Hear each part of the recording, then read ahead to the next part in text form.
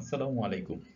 একাদশ ও দ্বাদশ শ্রেণীর বিজ্ঞান, মানবিক এবং ব্যবসায় শিক্ষা শাখার প্রিয় শিক্ষার্থীবৃন্দ, আশা করি বিশ্বব্যাপী বিস্তৃত কোভিড-19 অর্থাৎ করোনা ভাইরাসের মহামারীর সময় তোমরা সবাই অবশ্যই নিজ নিজ গৃহে অবস্থান করছো এবং ভালো আছো।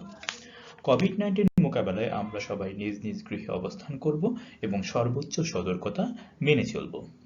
ব্রাহ্মণবাড়িয়া সরকারি কলেজের তথ্য ও যোগাযোগ প্রযুক্তি বিভাগের পক্ষ থেকে আজকের এই অনলাইন ক্লাসে ডাটাবেস ম্যানেজমেন্ট সিস্টেম এর দ্বিতীয় লেকচারে তোমাদের সবাইকে স্বাগত জানাচ্ছি।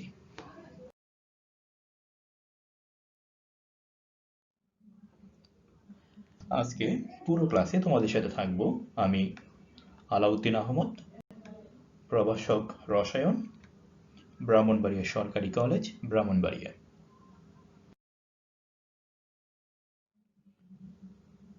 আজকে আমরা আলোচনা করব উচ্চ মাধ্যমিক তথ্য ও যোগাযোগ প্রযুক্তি বিষয়ের ষষ্ঠ অধ্যায় ডাটাবেস ম্যানেজমেন্ট সিস্টেম সম্পর্কে। আমাদের আজকের আলোচ্য বিষয় ডাটাবেসের বৈশিষ্ট্য, সুবিধা এবং এর অসুবিধা, ডাটা মডেল সমূহ, এন্টিটি ও এন্টিটি সেট এবং অ্যাট্রিবিউট ও অ্যাট্রিবিউট ভ্যালু।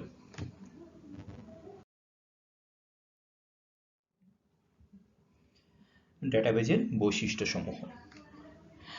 ডাটাবেজের ডেটাসমূহ এক বা একাধিক ডেটা টেবিলে বিভক্ত থাকে এবং নির্দিষ্ট কোনো বিষয়ের সাথে সম্পর্কযুক্ত থাকে।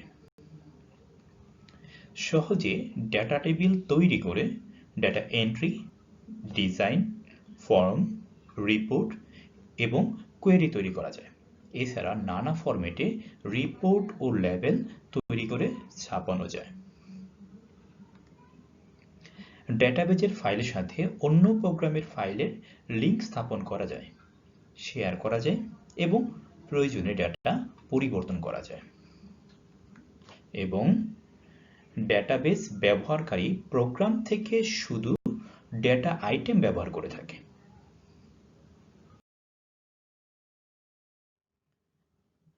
এবার যদি আমরা ডেটাবেজের সুবিধাসমূহ দেখি, সেক্ষেত্রে আমরা জানি বা পাই ডেটাকে পরিবর্তন ও সংশোধন করা যায়। তার মানে ডেটাবেজের মধ্যে আমরা ডেটাকে পরিবর্তন এবং সংশোধন করতে পারি। খুব দ্রুত ডেটা সংরক্ষণ, উপস্থাপন ও পরিচালনা করা যায়। প্রয়োজনে ডেটাবেজের তথ্যসমূহকে অ্যাসেন্ডিং ও ডিসেন্ডিং অর্ডারে সাজানো যায়। কম সময়ে ডেটার বিন্যাস ঘটানো যায়। ফাইল থেকে প্রয়োজনীয় রেকর্ড সহজে খুঁজে বের করা যায় এবং অপ্রয়োজনীয় ডেটা প্রয়োজন হলে মুছে ফেলা যায়।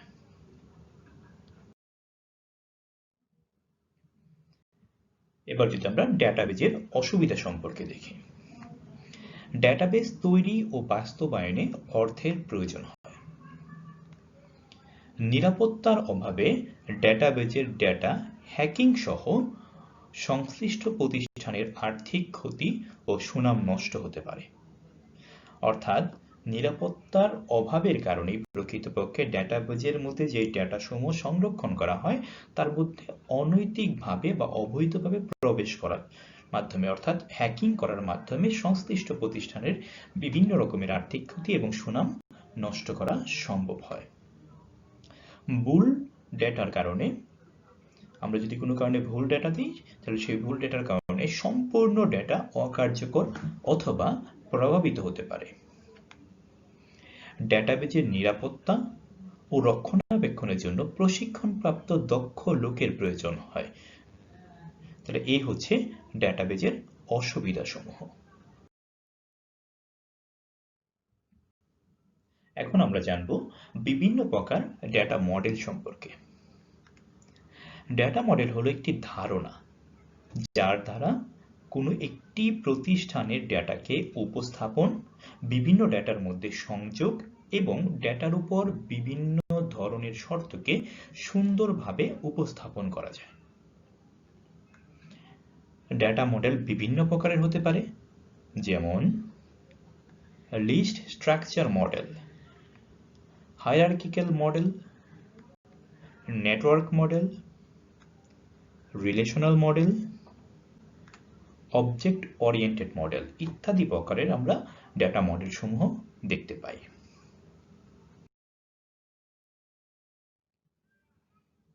এখন যদি আমরা সরল সংগঠন বা লিস্ট স্ট্রাকচার মডেল সম্পর্কে দেখি, সেই ক্ষেত্রে আমরা পাই যে ডেটাবেস কেবল একটি মাত্র ডেটা টেবিলের সমন্বয়ে গঠিত এবং টেবিলের রেকর্ড সমূহ কি ফিল্ডের অনুক্রমে সাজানো হয় তাকে সরল ডেটাবেস সংগঠন বলা হয়। যেমন এই ক্ষেত্রে আমরা দেখতে পাচ্ছি ডেটাবেসের রেকর্ড সমূহ কোনো কি KEY যেটাকে আমরা চাবির সাথে তুলনা করি, কোনো একটি কি ফিল্ডের উপর ভিত্তি করে উচ্চক্রম বা নিম্নক্রম অনুসারে সাজানো হয়। আমরা একটি উদাহরণ দেখি। এই উদাহরণটি যখন দেখতে পাচ্ছি, এখানে যে টেবিলটি তার মধ্যে একটি আছে আইডি, এক নাম, তারপর ডেট অফ বার্থ এবং ডিপার্টমেন্ট। সেক্ষেত্রে আমরা দেখতে পাচ্ছি যে আইডি যেগুলো আছে সেই আইডি গুলো কিন্তু সব সময়ই যেটি হয় ভিন্ন ভিন্ন হবে, বাট নাম কিন্তু যখন আমরা নেম ফিল্ডের উপর যখন তাকাই তখন প্রথম নামটি আছে মানিক, পরেরটি আছে বুলবুল। এমন হতে পারে একটি ক্লাসে একাধিক ব্যক্তি যার নাম মানিক অথবা তার নাম বুলবুল, কিন্তু এটি কখনো হতে পারে না যে একটি ক্লাসে একজন ব্যক্তির রোল নং যা সেই একই ক্লাসে অপর আরেকজন ব্যক্তির রোল নং একই বা আইডি নং একই। সুতরাং এমন একটি অংশ থাকতে হবে যার উপর ভিত্তি করে আমরা এটাকে সাজাতে পারি। তার অবশ্যই নামের উপর ভিত্তি করে না, কারণ একই নামে অনেক ব্যক্তি থাকতে পারে। ডেট অফ বার্থের উপর ভিত্তি করে না, কারণ একই ডেটে অনেকে জন্মগ্রহণ করতে পারে, একই ডিপার্টমেন্টে অনেক শিক্ষার্থী পড়তে পারে। কিন্তু আমরা যদি আইডি নম্বরটা দেখি তাহলে সেই ক্ষেত্রে পাই একই আইডি বিশিষ্ট একাধিক ব্যক্তি থাকতে পারে না। সুতরাং একই আইডি বিশিষ্ট যখন থাকবে তখন তাকে আমরা কখনো এই মডেলের মধ্যে দাঁড়া করাতে পারবো না। সুতরাং প্রত্যেকটা ব্যক্তির ভিন্ন ভিন্ন আইডি নাম্বার থাকবে। সেই আইডি নাম্বারের উপর ভিত্তি করে তাকে অ্যাসেন্ডিং অর্ডার অথবা ডিসেন্ডিং অর্ডার, অর্থাৎ অ্যাসেন্ডিং বলতে আমরা কি বুঝি, নিম্ন থেকে ধীরে ধীরে উচ্চর দিকে যাওয়া, অর্থাৎ 1 2 3 4।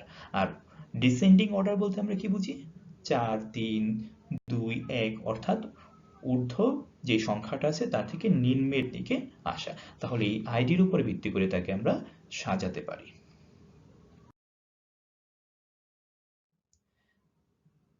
এবার যদি আমরা দেখি হায়ারার্কিক্যাল মডেল, আমরা আগে থেকেই জানি হায়ারার্কিক্যাল শব্দটা মানেই হচ্ছে বংশানুক্রমিক, অর্থাৎ একটার উপর ভিত্তি করে যখন আরেকটি সৃষ্টি হয় তাহলে সেটি কিরকম।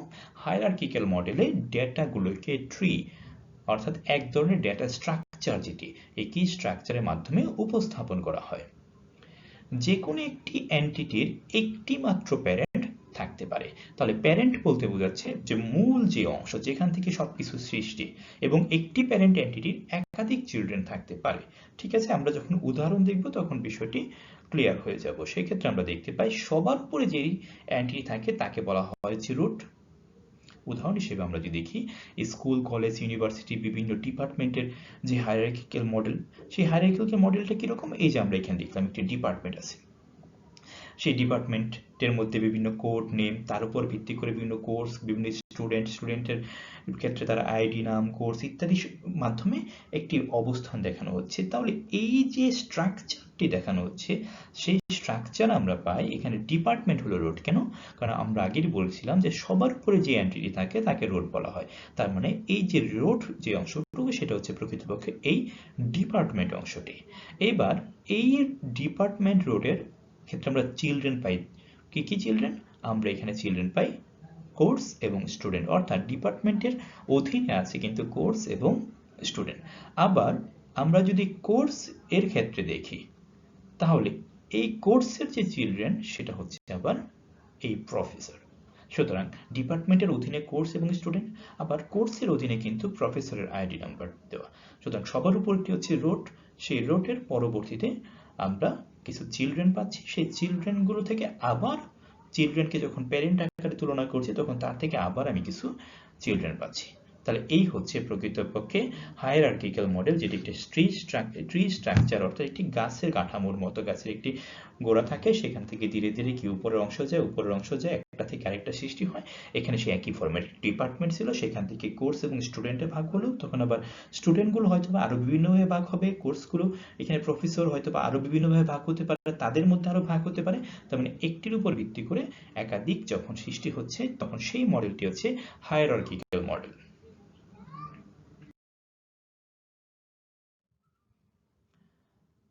এবার আমরা দেখি নেটওয়ার্ক মডেলটি কি।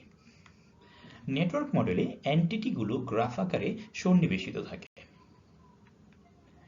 নেটওয়ার্ক মডেলে একটি এন্টিটি গ্রাফের একটি নোড হিসেবে থাকে এবং দুটি এন্টিটির মধ্যে সম্পর্ক নোড দুটিকে একটি সংযোগ রেখা দিয়ে প্রকাশ করা হয়। নোড বলতে এখানে বোঝানো হয় প্রকৃতপক্ষে দুটি কম্পিউটারকে বা দুটি ডাটা মডেলকে, অর্থাৎ একটা একটার সাথে যখন যুক্ত থাকে সেই নোডটা।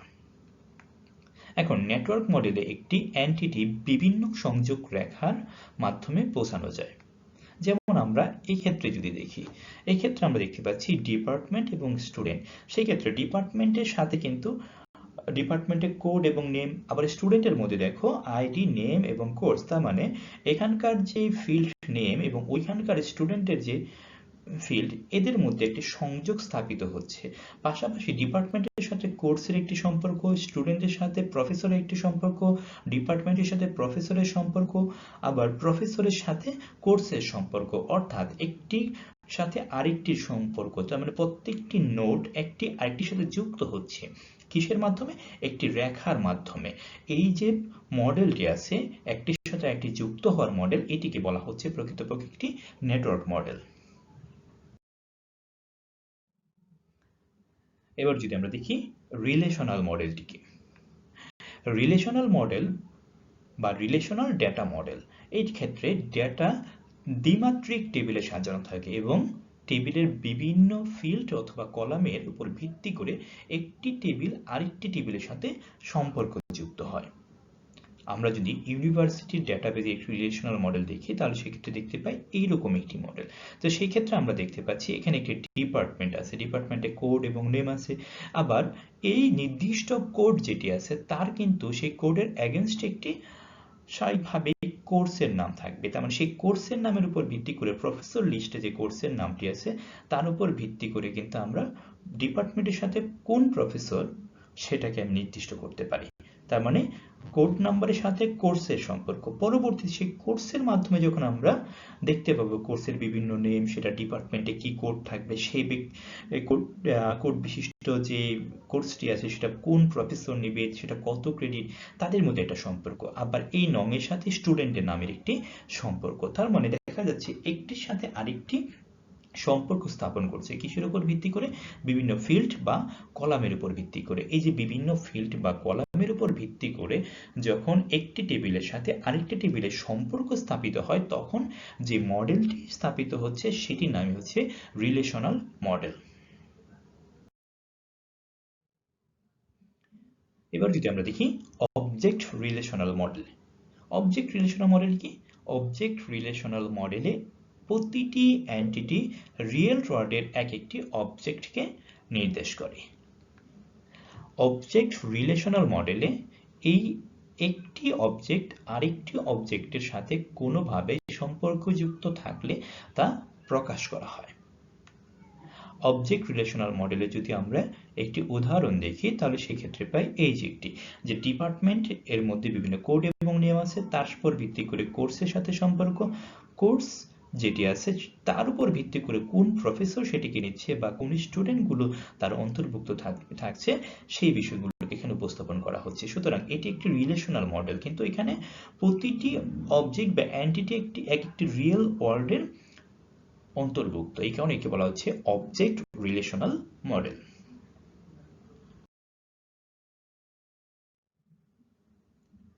এবার আমরা অতি গুরুত্বপূর্ণ কয়েকটি বিষয়, যেটি এর মধ্যে আমরা বেশ কয়েকবার বলে ফেলেছি, যে এন্টিটি শব্দটি আসলে এন্টিটি শব্দটি কি বা এন্টিটি সেট কি, আমরা এখন সেই বিষয় সম্পর্কে জানব। দেখো, এন্টিটি বলতে আমরা কি বুঝি? কোনো ডেটা টেবিলকে চিহ্নিত করার জন্য টেবিলের জন্য যে নামটি দেওয়া হয় তাকেই বলা হয় ডেটার এন্টিটি। তাহলে আমরা দেখতে পাচ্ছি টেবিলের নামটিকে বলা হচ্ছে কি প্রকৃতপক্ষে ডেটার এন্টিটি। আবার কোনো ডেটাবেজের বৈশিষ্ট্য প্রকাশের জন্য যেসব রেকর্ড ব্যবহার করা হয় তাকেও বলা হচ্ছে এন্টিটি। যেমন একজন ব্যাংকারদের সম্পর্কিত যদি কোনো একটি চার্ট থাকে, সেখানে ব্যাংকারের নাম, ব্যাংকারের পদবি, তার বয়স কি, তার ঠিকানা কোথায়, তার মোবাইল নম্বরটা কি ইত্যাদি সমন্বয়ে যেটি তৈরি হচ্ছে সেগুলো হচ্ছে এক একটি এন্টিটি। তাহলে এন্টিটি সেট কি? স্বাভাবিকভাবে এখানে বুঝতে পারছি যে এন্টিটি সেট হলো সমজাতীয় এন্টিটির সমাবেশ, অর্থাৎ ডেটাবেজের অন্তর্গত ডেটা ফাইল বা টেবিল সমূহকে এক একটি এন্টিটি সেট বলা হয়।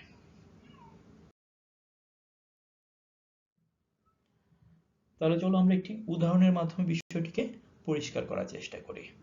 দেখো এখানে আমি কি স্টুডেন্ট ইনফো টেবিল দেখতে পাচ্ছি, অর্থাৎ শিক্ষার্থীদের ইনফো টেবিল। তো এই ক্ষেত্রে আমি যদি দেখি এই যে এন্টিটি বলা হচ্ছে কোনটিকে? ছাত্রের তথ্য। অর্থাৎ আমরা আগেই বলেছিলাম যে কোনো ডেটা টেবিলকে চিহ্নিত করার জন্য টেবিলের যে নামটি দেওয়া হচ্ছে সেটি হচ্ছে প্রকৃতপক্ষে ডেটা এন্টিটি। তার মানে এই ক্ষেত্রে আমরা এন্টিটিটা পাচ্ছি ছাত্রের নাম। এছাড়া তাহলে আমরা আর কি পাই? আমরা যখন এই এন্টিটি ওয়ানে যাব তাহলে কি পাচ্ছি? আবির, রোল নং 1 এবং তার টেলিফোন নাম্বার, অর্থাৎ এখানে আমরা একটি রেকর্ড পাচ্ছি। একইভাবে আমরা কিন্তু এখানে এন্টিটি 2 পাচ্ছি, কোনটা? তাফিয়া, যার রোল নং 2 এবং তার একটি মোবাইল নাম্বার বা টেলিফোন নাম্বার থাকলো। তারপর এন্টিটি 3 বিশিষ্ট এখানে সাইমন, রোল নং যার 3, তার একটি মোবাইল নাম্বার থাকলো। তাহলে এখানে বিভিন্ন রকমের রেকর্ড কিন্তু পাচ্ছি। তাহলে এই যে রেকর্ডগুলো পাচ্ছি এগুলো সমন্বয়ে প্রকৃতপক্ষে যেগুলো তৈরি হচ্ছে প্রত্যেকগুলো হচ্ছে এক একটি এন্টিটি। তার মানে আমরা বলতে পারি ছাত্রের নাম একটি এন্টিটি, একটি রেকর্ড, আবিরের একটি রেকর্ড এন্টিটি, তাফিয়ার একটি রেকর্ড এন্টিটি, সাইমনের একটি রেকর্ড এন্টিটি। কিন্তু যদি আমরা দেখি যে এই যে এন্টিটি তিনটি এদের সমন্বিত একটি অবস্থা, তার মানে সমজাতীয়। কেন সমজাতীয় বললাম? কারণ 3 ক্ষেত্রেই আমরা দেখতে পাচ্ছি যে এন্টিটি 1, এন্টিটি 2 এবং এন্টিটি 3 এর মধ্যে আবির, তাফি এবং সাইমনের একটি রেকর্ড এবং সমজাতীয় রেকর্ড। তার মানে সমজাতীয় রেকর্ডের মাধ্যমে যে এন্টিটিগুলো তৈরি হচ্ছে সমজাতীয় এন্টিটি, তাদের যে সমাবেশ তাকে আমরা বলি এন্টিটি সেট। তাহলে এই হচ্ছে আমাদের এন্টিটি এবং এন্টিটি সেট সম্পর্কে প্রাথমিক ধারণা। এবার আমরা দেখি অ্যাট্রিবিউট সম্পর্কে। অ্যাট্রিবিউটটা কি? কোনো একটি এন্টিটি সেটের যে প্রপার্টিজগুলো ওই এন্টিটির বৈশিষ্ট্যগুলো প্রকাশ করে এবং যার উপর ভিত্তি করে উপাত্ত গ্রহণ, প্রক্রিয়াকরণ ও সংরক্ষণ করা হয় তাকে অ্যাট্রিবিউট বলা হয়। অ্যাট্রিবিউটকে ডেটা আইটেম, ডেটা উপাদান, data field, item, object property ইত্যাদিও বলা হয়।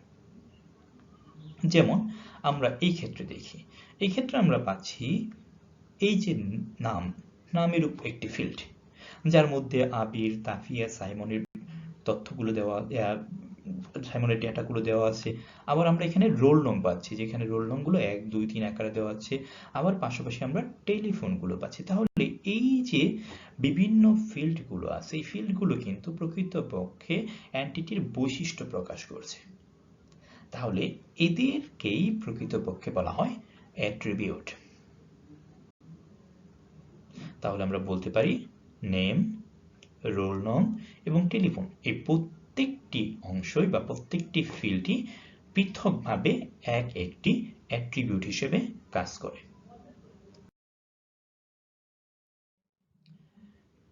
এবার যদি আমরা অ্যাট্রিবিউট ভ্যালু সম্পর্কে দেখি, একটি এন্টিটি সেটের প্রত্যেকটি অ্যাট্রিবিউটের যে একটি নির্দিষ্ট মান থাকে তাকে তার অ্যাট্রিবিউট ভ্যালু বলে। যেমন আমরা স্টুডেন্ট ইনফো যুক্ত যদি কোনো একটি টেবিল দেখি, যার মধ্যে নেম, রোল নং এবং টেলিফোন ইত্যাদিগুলোকে হচ্ছে কি তার অ্যাট্রিবিউট। তার মানে এইগুলো হচ্ছে কি অ্যাট্রিবিউট। তাহলে সেই ক্ষেত্রে আমরা যদি এই দিকে তাকাই, এর মধ্যে আমি দেখতে পাই যে এই টেবিলটিতে এই যে এখানে আবির, তাফিয়া, সাইমন, তাহলে নেম যে অ্যাট্রিবিউট আছে তার অন্তর্ভুক্ত কিন্তু আবির, তাফিয়া এবং সাইমন। তাহলে আমরা বলতে পারি নেম অ্যাট্রিবিউটের মানগুলো হচ্ছে আবির, তাফিয়া এবং সাইমন, অর্থাৎ অ্যাট্রিবিউট ভ্যালুটি হচ্ছে আবির, তাফিয়া এবং সাইমন। এবার যদি আমরা রোল নং এর ভিতরে দেখি 1, 2 এবং 3, তাহলে আমরা বলতে পারি রোল নং অ্যাট্রিবিউটের ভ্যালু হচ্ছে 1, 2 এবং 3। আর যদি আমরা টেলিফোনের উপর ভিত্তি করে বলি তাহলে সেই ক্ষেত্রে আমরা পাচ্ছি টেলিফোনের অ্যাট্রিবিউটের যে ভ্যালুগুলো আছে অর্থাৎ ভিতরে যে মানগুলো দেওয়া আছে 888777, 999, 777, 666, 777, অর্থাৎ এই যে মানগুলো দেওয়া আছে অর্থাৎ টেলিফোন ফিল্ডের ভিতরে যে ভ্যালুগুলো দেওয়া থাকলো তার নাম হচ্ছে প্রকৃতপক্ষে অ্যাট্রিবিউট ভ্যালু। তাহলে আমরা এই যে পুরো অংশটুকুকে পাচ্ছি, এর ভিতরে যা যা আছে এই সবগুলোকে আমরা বলি অ্যাট্রিবিউট ভ্যালু।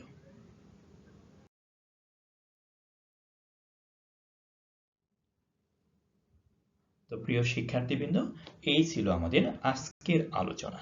তোমরা জানো বর্তমানে কোভিড-19 বিশ্বব্যাপী মহামারী আকার ধারণ করেছে। প্রতি মুহূর্তে প্রতি দেশে কেউ না কেউ আক্রান্ত হচ্ছে, মারা যাচ্ছে। এক কথায় আমরা এখন একটি সংকটময় যে পৃথিবী, সেই পৃথিবীতে অবস্থান করছি। সুতরাং এই কোভিড-19 এর বিরুদ্ধে আমাদের যুদ্ধ ঘোষণা করতে হবে, কোভিড-19 কে পরাজিত করতে হবে। কোভিড-19 থেকে বাঁচার জন্য আমাদেরকে অবশ্যই বাসায় থাকতে হবে। বাসায় যদি আমরা থাকি তাহলেই আমরা হয়তো বা নিরাপদ থাকতে পারবো। আর আমরা যদি বাসায় থাকি, নিরাপদ থাকি, তাহলে আমাদের পরিবার থাকবে সুরক্ষিত। এবং বিশ্বাস করো, আমরা যদি আমাদেরকে সুরক্ষিত করতে পারি তাহলে অবশ্যই আমার বাংলাদেশ সুরক্ষিত থাকবে। সুতরাং আমরা সবাই ঐক্যবদ্ধভাবে কোভিড-19 এর বিরুদ্ধে যুদ্ধ ঘোষণা করব এবং কোভিড-19 কে অবশ্যই পরাজিত করব।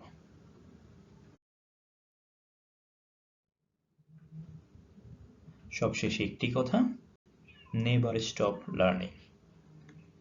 সবাই ভালো থাকবে, সুস্থ থাকবে। আবারও দেখা হবে পরবর্তী কোনো এক অনলাইন ক্লাসে। ধন্যবাদ সবাইকে। আসসালামু আলাইকুম।